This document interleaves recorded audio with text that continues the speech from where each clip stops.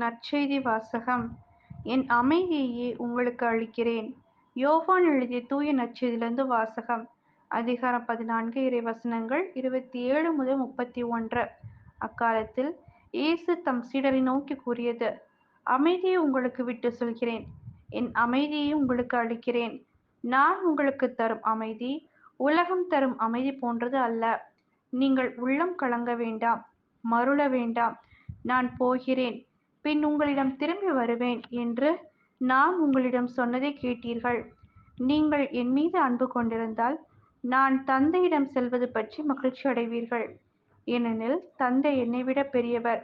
இவை நிகழும் போது நீங்கள் நம்புமாறு இப்போதே இவை நிகழும் முன்பே சொல்லிவிட்டேன். இனி நான் உங்களோடு மிகுதியாக பேசப் போவதில்லை, ஏனெனில் இவ்வுலகின் தலைவன் வந்து கொண்டிருக்கிறான். அவனுக்கு என்மேல் அதிகாரம் இல்லை.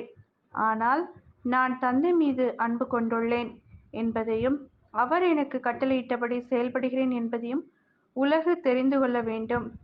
இது கிறிஸ்துவின் நற்செய்தி. கிறிஸ்துவே உமக்கு புகழ்.